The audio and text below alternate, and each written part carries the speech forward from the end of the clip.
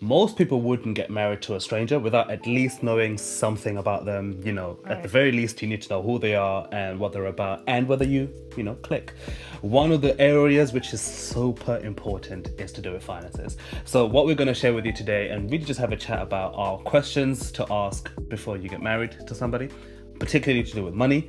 And these questions will kind of help you hopefully gauge, whether you are a match, but more importantly, they should help you figure out what it is that you're walking into when you do get married, and what your life might look like Yeah. once you are married, because it's good to gather this information before you kind of walk down the aisle, right?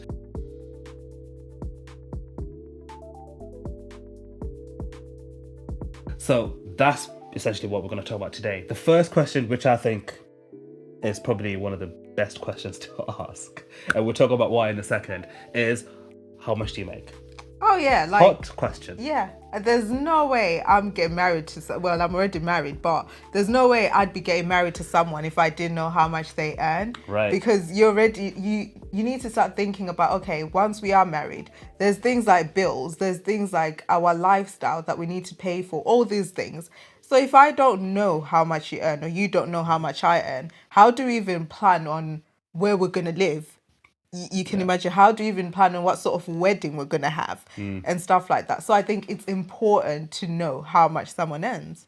But unfortunately, life is not that black and white, right? Yeah, I think yeah, I think in an ideal world, 100% for me, that would be the reason to ask a question, because how much you earn will influence everything, yeah. like what kind of lifestyle you have and all that kind of stuff. Unfortunately, some people use this question to then kind of suss whether the person earns more or less than me. Right. Right. So, for example, like you may find that some women will say, I don't want to marry a man who earns less than X amount. Right. And it's like, okay, but I mean, you may have your personal reasons for doing that, but that for me, that's not the spirit of this question. That's Yeah. not what it should be about. And unfortunately, there's also people who may ask this question to see if they can exploit you in some way, Yeah. shape, or form, because all of a sudden, now that they know how much you make, you may find them asking you for money all the time, or you may find that they Oh yeah, they like, they oh, pull he's back. rich rich Yeah, or yeah, yeah, she's exactly, rich rich exactly. Oh, type of this one's thing. got money, so they end up doing things that are more negative. But I'll be honest, in those scenarios, and if that was the situation, that's probably a good sign that Red flag. maybe marriage is not our thing, kind of thing. This is why it's important to ask this question, actually, Yeah. because highlights all of these things, and it helps you make a decision or to see, like, okay, before we walk down the aisle, what kind of person am I walking down the aisle with? Yeah. Because what if you ask a question and your partner's like, I'm not going to tell you? Then we're not getting married. For me Wow. personally, if you can't tell me, Okay. if we have gotten to the point of we are getting married, Right. then I don't think you should be hiding how much you're earning. If we're still Fair enough. talking about, oh, we're dating, Right. or like maybe we're about to, I think even with the moving in together one, at this point I need to be knowing, because we need to know what we can afford and what we can't. So for me, that's why I'm like, no, there's no getting married if you can't tell me a simple thing as how much you earn. It's it's it's it's an emotional thing. Money is an Yeah. emotional thing, and Yeah. it's not an easy thing, right? It's a No. deep thing to talk about how much you earn for some people, anyway. But if you can't tell me that, why are we even talking about marriage? Because marriage is even deeper than how much you earn. That's a fair point. That's actually a very good point. I think we ascribe our income to Yeah, our identity, which is obviously not the it's case. not. Who you are is not how much you make, really and truly. I mean, I know society makes you feel that way, but Yeah, that's not the reality. And I think because of that, it's understandable why some people might feel a bit like, okay, if I tell you how much I make, then you will look at me in a certain way, or you think about me in a certain way. But actually, no, it's more like, okay, now that we're getting married, as you said, now that we're moving in and yeah. getting married, what are we doing with that? Like, it's like how much do you make, so that we know what kind of decisions will make sense. Because imagine if I don't tell you how much I make, right? And then you have an expectation for us to live like central London in a like five-bedroom house, Penthouse. like everything, and I'm just Yeah, like, bro, like I my can't pockets, afford that. they're Yeah, not that deep, and it's like, so this is why the question is important. yeah. But I think it's a good question. Ask it at your own peril, but 100% ask it, is what we'd say. Yeah, and I guess the last thing I want to add is that I've always been taught that don't despise humble beginnings. So just because the person's earning less than you at the moment, or just because the person doesn't earn as much as you, type of thing, do not despise humble beginnings. I know of people that maybe were earning like maybe 20K right 100%. now, or this time last year. And if you look at them now, they are bossing it. They're in the hundreds of thousands that they're earning and stuff. Do not despise humble beginnings. You can build together when you're married. But the whole reason of asking the question is at least know what you can afford and what you can't. Okay. Question number 2. Do you have any debts or savings that you're bringing into this relationship Oh, deep question. or into this marriage, really, because you're already in a relationship? But it is a deep question. Do you have any debts or savings that you bring into the relationship? This is a good question. So I think this is a good question personally, 100%, because debts or savings will impact you immediately. Yeah. Especially debts, actually. Yeah. Debts 100% will impact you. If I'm bringing into our marriage credit card debt, let's just say £10,000 worth of credit card debt, that will influence our financial decisions and maybe influence what we focus on when it comes to our money in the early years of our relationship, Yeah. right? It will influence a lot of things that we would do. But also speaking, and this is personally for me, this is my belief. I believe that if I'm getting married to you, and I'm bringing in debt, I believe that that debt becomes ours. Yeah. Right. Similar thing, if you were bringing debt, I believe all of a sudden that debt becomes my burden as much as it is your burden, because now that we're husband and wife, we're moving together, we're Yeah. doing things together. Therefore, the debt that you're bringing in becomes ours and the savings that you bring in becomes ours. However, I will say this, if you decided that actually I've got debts or I've got savings, but it's going to be my burden, don't worry about it, nothing to do with you, Different story. that's a different story. Yeah. But at least you know, at least you're like, okay, we've had the Yeah. conversation, now we know where we stand with this.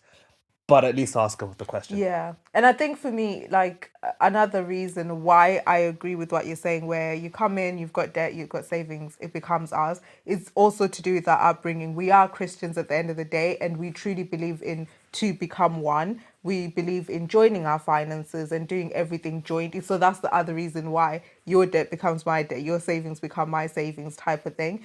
And I think it's one of those things that you can't hide. Like, how do you hide it? Especially for us who join our money together. When those bills are now coming out and those payments have to come out, believe it or not, if you've got a joint account and the credit card debt is coming from the joint account, Right. you will see it and Yeah. it will be there. So you're better off saying, okay, these are the debts that I have. Let's talk about it. What are we doing about it? And for people that actually don't join their finances, I know of couples that then have that discussion where the other person in the relationship who doesn't have the debt may then say to the person with the debt, actually, I'll help you with it, because at this point we're building together, we're doing life together. Or they may say to the person, do you know what? Yeah, That's your that problem. that was your thing. That's your Maybe you problem. may want to deal with it I'm not paying for separately, that. type of thing. Yeah, I'm saying it the nicer way, type That's of your thing. problem, bro. But, yeah. You got debt, that's you. So that they may approach it from that perspective, and I don't think there's a right or a wrong. But what No. would be wrong is to not say anything, and then now it's impacting the two of you. Like, don't carry any secrets or any of these things into your marriage. Like, marriage is already something on its own. It's already a yeah. big thing on its own. Don't be bringing in negativity and unnecessary fights into the marriage. Talk about these things before you get into the marriage. Yeah. So that's question number 2, which we think is a big question. Question number 3. So do you think we should combine our money? Do you think we should put everything in together? Obviously, this is a question to ask. I think every couple should ask this question. Yeah. Do you think we should combine our money? I think it's a good question because there may be an assumption that you should, because now you're married. Yeah. But there may also be some influences that you've kind of thought, I would never do that because of what I've seen on social media and what I've seen from other couples, and I don't want that for myself. So I'm going to make sure that my money is my money, their money is their money. It is what it is. We move. But the reason why it's important to ask the question, I feel, is because it's almost it's a level ground. I feel it's almost like saying, okay, what's our starting point? Are we starting off as two people who earn money separately, or we're starting off as people who are going to combine our finances? Absolutely. Because you also have to think about the fact that like you said, you're coming in as two separate people. If you don't have that conversation from the get-go, someone might be influenced by what their parents were doing. Like when I was growing up, my grandparents actually managed money separately, and like to me growing up it was like, oh, that's the norm, that's what people do, type of thing. But as I grew up, I then understood that no, because of my Christian upbringing, when two get married, you're becoming one. Like you do things together. I came into thinking like, no, that's what they did and it worked for them and that was fine. But what we're doing is completely different. We're going to be joining our money together and stuff. So yeah, upbringing and stuff will also play a part into it. But like you were saying, it's good to then ask the question. That way you know what you're going into, and at least you're agreed. Like at least you'll find a way to agree. There's nothing wrong with deciding to split the bills 50-50. There's nothing wrong with deciding to join your finances. There's nothing wrong to do like with doing like the ratio side of things, as long as you talk about it and agree. It allows you to work together as a team with your agreed decision. Right, right. Another question that we think is actually really important to ask is how should we deal with other people, family and friends, when it comes to money? When you get married, obviously you're marrying to your partner, but I think we're Southern Africans, so we definitely believe that like marriage is a family affair. So when I get married, or when we got married, even our families married into each other as well, kind of thing, and therefore family is involved in marriages. And sometimes what that means then is family will then come to us to say, ask us for money, for example. Maybe this is something that they used to do before we got married, and Linda's family came to her, my family came to me, and that was okay because when they came to me, they came to me. But now that we're married, we're a unit, right? We genuinely believe this two become one thing, and for us, it means that when somebody asks any one of us for money, they're asking the both of us for money Yeah. because it's our family money, right? And so, how do we deal with that? It's a good question. Yeah, and Yeah. I think boundaries are important. To me, whenever this question comes up, I immediately think boundaries. We have to come up with a way that works, that we are agreed on about how to deal with people when they start asking for money. Because we have a joint money mindset, we talk about it. So if someone asks for money, whether they're asking him or asking me, we come back, we have a conversation, and then we agreed. Are we giving them the money? Are we borrowing them the money? Are we not giving them the money and stuff like that? And I think my biggest thing when it comes to this is I never like to borrow money I can't live without. So I would rather give than borrow. And I always give what I can afford to live without, type of thing. But if you're managing your finances separately, I feel like you may approach this slightly different, simply because you may say, okay, we split the bills 50-50 and whatever's left is yours and that's yours. So then you probably have more of a leeway to then be like, yeah, I'm going to give you because I've got it and stuff like that. But I'll still let my partner know. That way they're aware that I've been asked for this and stuff like that. So you're just aware. But I think it's important to set boundaries. At the end of the day, family and friends know what boundaries to push. They know what buttons to push. And you never want them to then sort of cause contention in your relationship because of them asking for money or borrowing money. But it's good to just have your boundaries set from day one. Yeah, no, it's a good question. Ask it, talk about it, discuss it, and see what happens. You may find that actually your partner might say, "Yeah, I'll give my money to my mum every month," and that's not. They have no intention of changing that. Yeah. And so that this is why it's important to ask this question as well, because you might actually identify other commitments that they've made or agreements that they have with their family that they have chosen to keep. And there's no wrong or right with this. There's just Yeah. having the discussion. Another question that we've got here is, what do you think is a reasonable amount to spend on our wedding? Obviously, if you are going to have a white wedding or a big celebration of sorts, the question stands, right? How much is reasonable? What should we spend? Typically speaking, as I said just now, when it comes to like marriages, it's a family affair. So you find out sometimes it's not just out of your own pocket between the two Yeah. of you. Sometimes it includes family as well who are chipping in because it is a family affair to some degree. But however, it is still your wedding, so you still carry the brunt of the burden, should I say, of Yeah. making it happen. Because I hate to say it, but your family have no obligation to do it. There might be a cultural thing that they should, but they can easily just be like, nah, sorry, we're not doing it, or last You're on minute your own there. let you down. Yeah. Yeah, exactly. So it's still up to you, really. Like at the end of the day, it's your wedding, right? But how much are you willing to spend on a wedding? I think is a big question.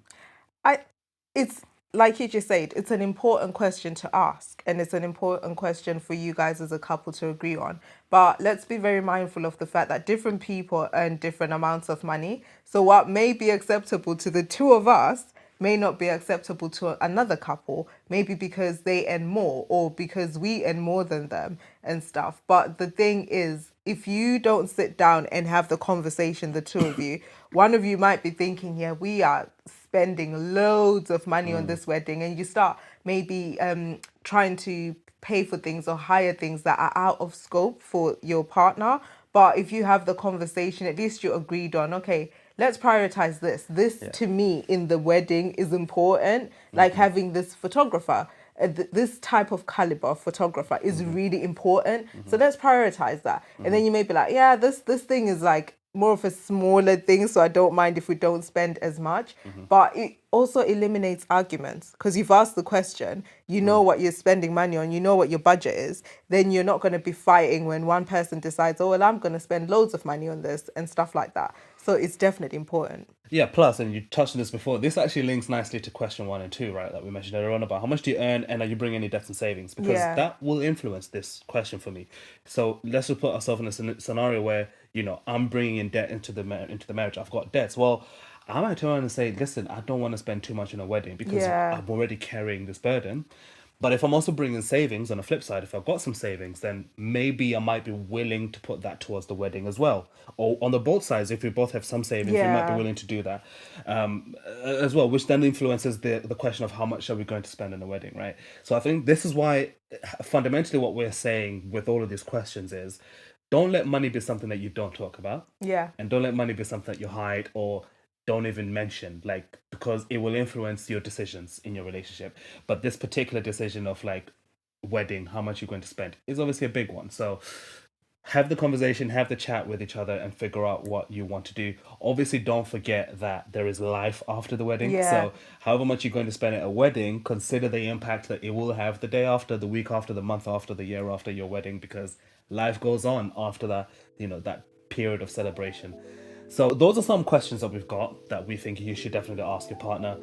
If you can think of more questions, then please go ahead and ask those questions. We want to encourage you to have open conversations. Yeah. Now, let us know in the comments, which of these questions are you going to ask your partner or talk about? Or maybe let us know in the comments if you've had these conversations before in the past in your relationship with your partner and how they've went. Were they good? Were they positive? Were they negative? Did they bring out some things that you were unaware of? Or did they just kind of reinforce you more and more that you're on the same page when it comes to money as well as other elements in your relationship? We'd love to know in the comments below. If you have not yet subscribed, come on, you know what to do. If you haven't liked this video yet and you've watched this far, you definitely should like it because clearly you're learning something good. But hopefully you find this useful and we can't wait to see you very soon.